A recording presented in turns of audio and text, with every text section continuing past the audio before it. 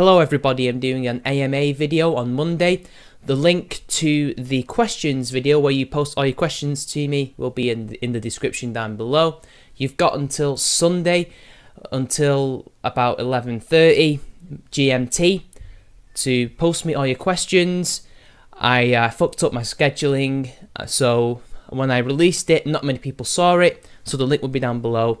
Go ask me your questions and let's have a good time on Monday. And now let's get on with the video. So today I was watching Sargon of Akkad's video on Laci Green's red pilling, and a point that he made really struck a chord with me, and it's something I've been thinking of a while now in terms of Laci Green and the whole shift that she's made. And that is, for all her good intentions, her apparent good intentions, things that she's been saying on Twitter about, you know, tell me your favourite anti-feminist YouTubers who are reasonable and treat people nicely. And by the way, I'd like to shout out Cancer for tagging me in that. Thank you very much, mate. She hasn't made an apology, and I think the way that Sargon articulated this really made me want to make this video.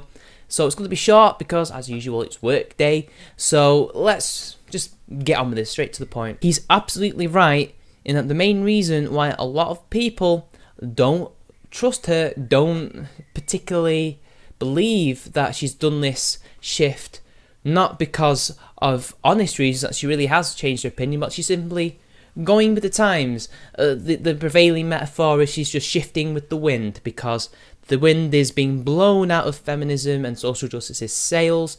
She's seen that.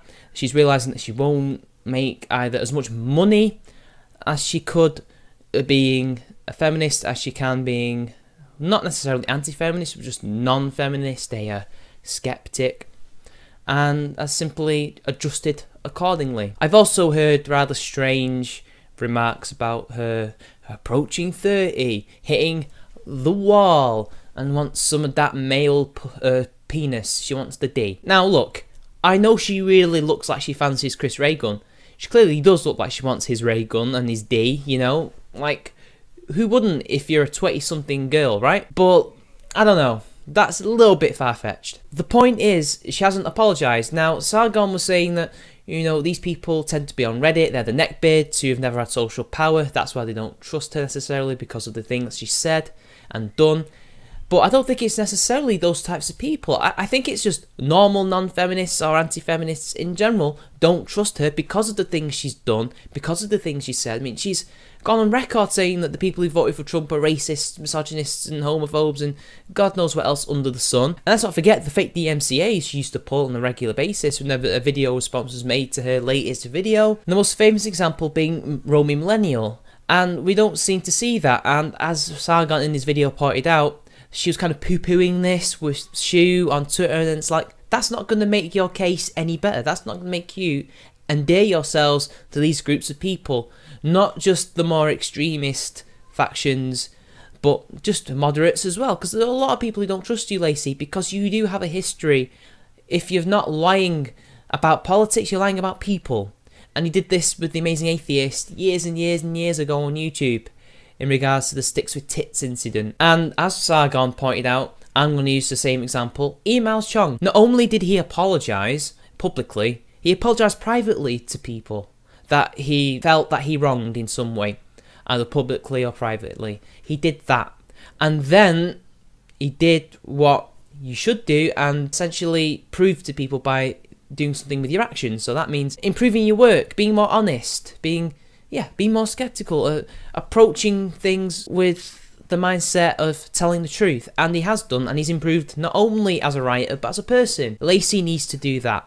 She needs to actually go out there and take action. Now, the video that she's done recently seems to be pointing in that direction, but then again, because she's not made the apology, she's not made more of an effort to really show people that this is a true, honest change in her life, not just her career. It doesn't look honest. It looks exactly like it is, jumping ship. First, she needs to apologise for the many things that she said about people that were wrong, and she also needs to apologise for the things that she got wrong in terms of her arguments. I mean, for example, she used to be dishonest. That's one thing that Sargon kind of forgot about. She has been dishonest in videos. Just because she didn't con people like Anita Sarkeesian doesn't mean she hasn't been dishonest.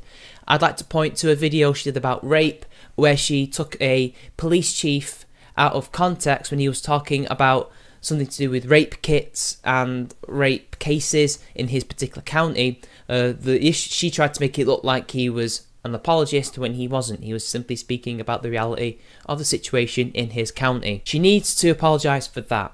She needs to say that, yes, I was wrong, I shouldn't have done those things, that you were right, or hell, I don't know. She can even show us where we went wrong as well. I don't care.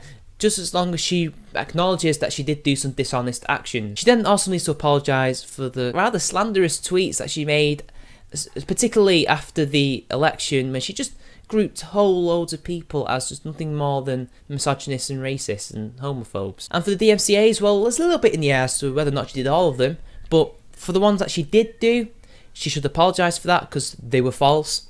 And as for the ones that MTV did, she should just not condone them. She should condemn those actions and say, they were speaking for me rather than at my behest, and I don't stand for that, either back then or now, and apologise for that. But I don't know if she's going to do that. I mean, she doesn't have to do that, that's on her, but it's going to make the transition, it's going to make the whole building trust with the community very difficult. So again, a lot of work is going to have to be done, and let's not forget, regardless of her political leanings and the untrustworthiness that comes from that, it's the more personal things, the personal drama that she's been known to concoct for attention, because she is like that.